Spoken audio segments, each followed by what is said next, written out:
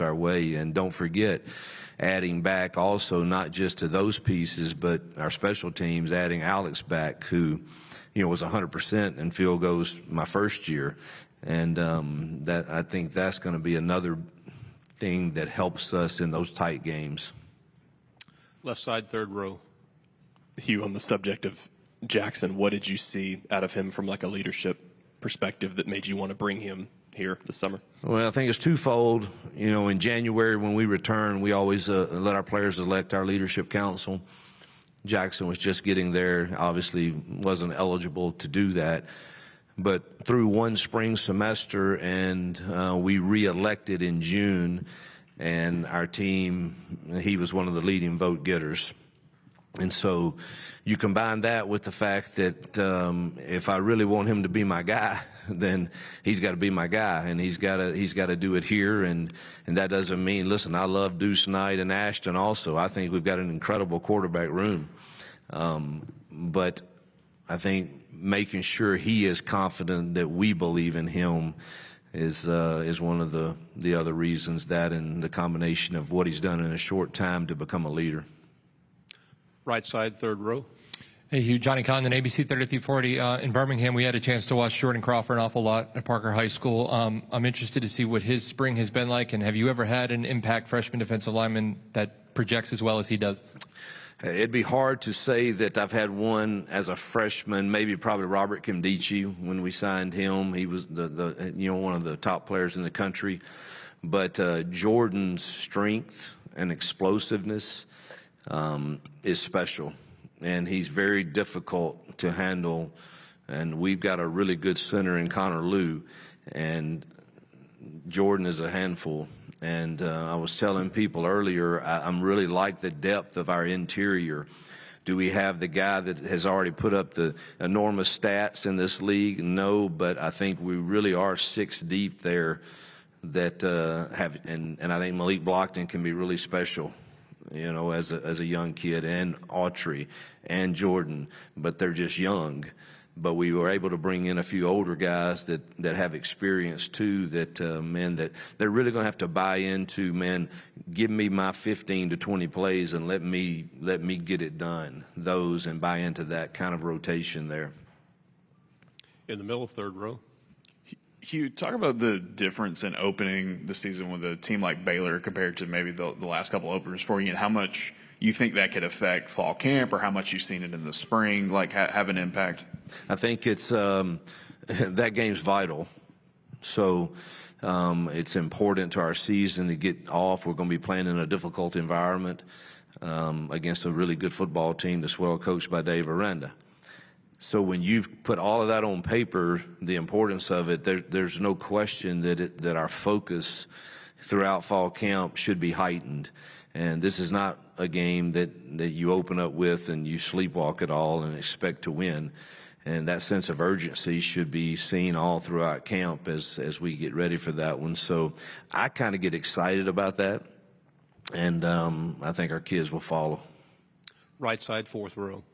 Hugh Freeze, Coach Freeze, Thrift Behringer, Sports Visions out of Columbus. I know there's a lot of hype surrounding how talented the receiving core is, but I want you to talk about that offensive line led by Connor Lew. What's your expectations with them, and how excited you are about this group that's the best it's been in a couple of seasons? Well, you said it. That's what I believe. I think it's the best it's been since we've been here.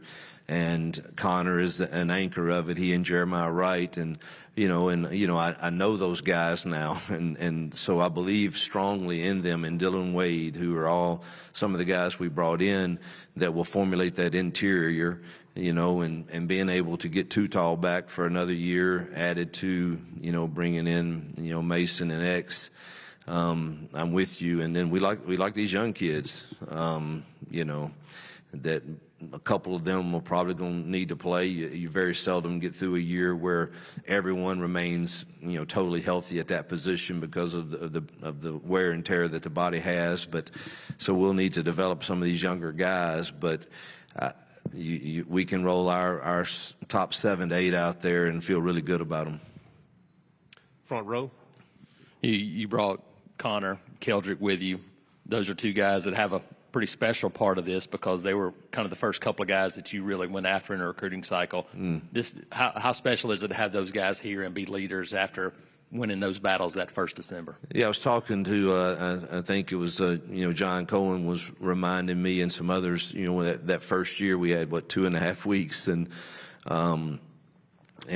we took a big jump in the recruiting rankings, and largely because of Keldrick Falk and Connor Liu and Kay Lee and there's others, but those two were kind of the bell cows, in the rankings for sure.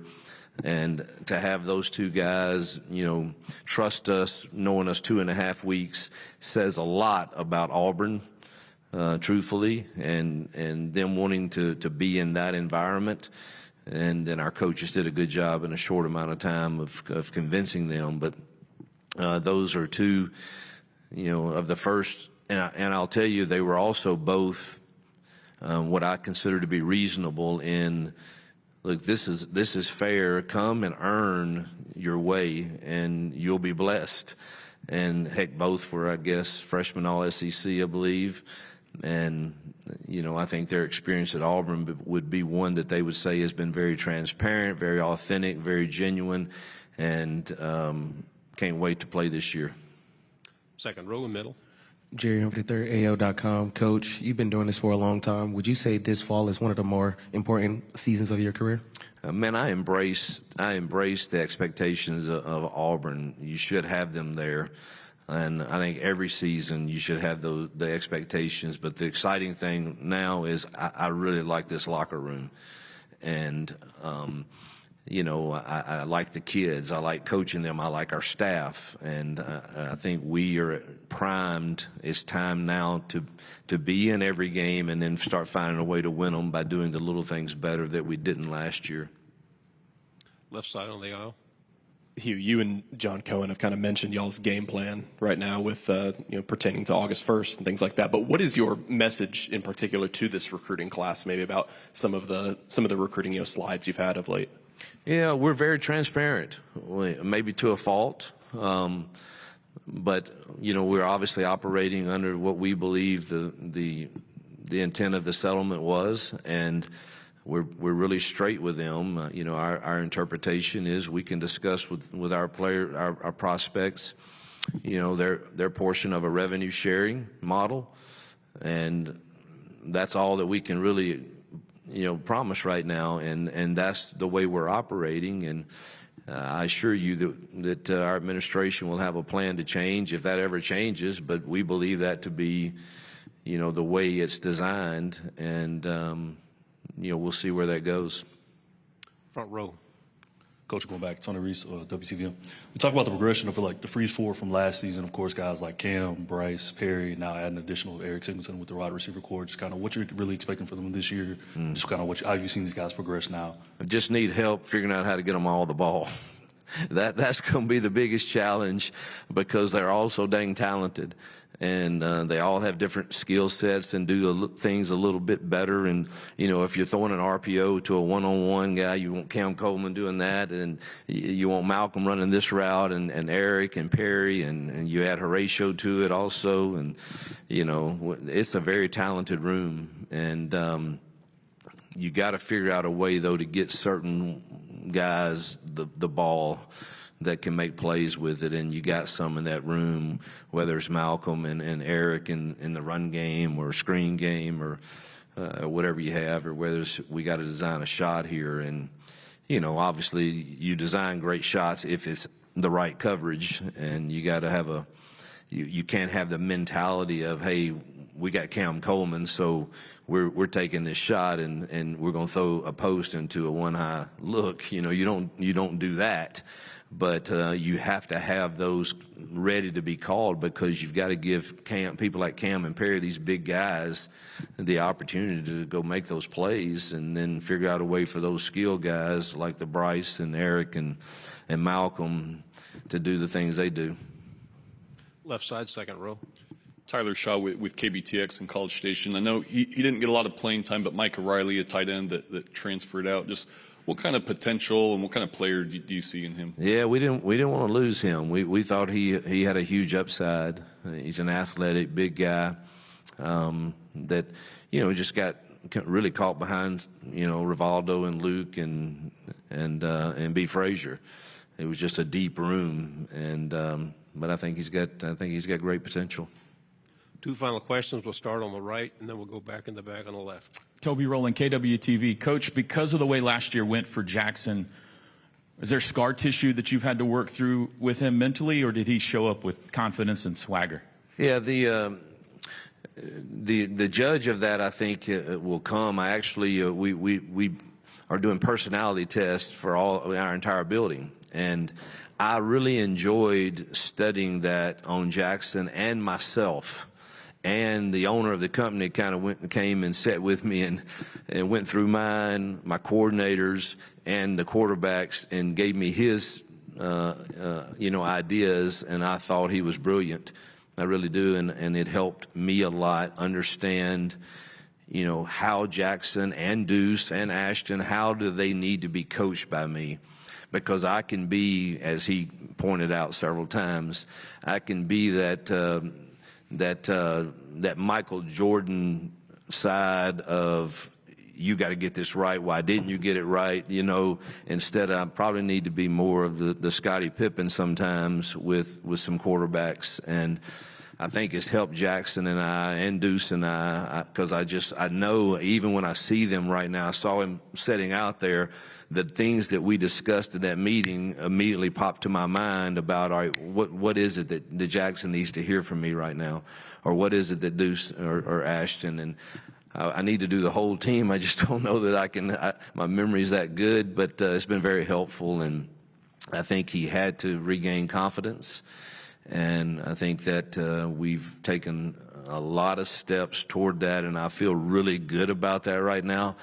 Ultimately, I don't think there's any way you're going to really judge it until we hit the field. But he's got the swagger right now and the respect of this football team and a great understanding of our offense.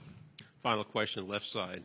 Coach, Auburn at times last year struggled to convert red zone possessions into touchdowns. What are the keys to reversing that?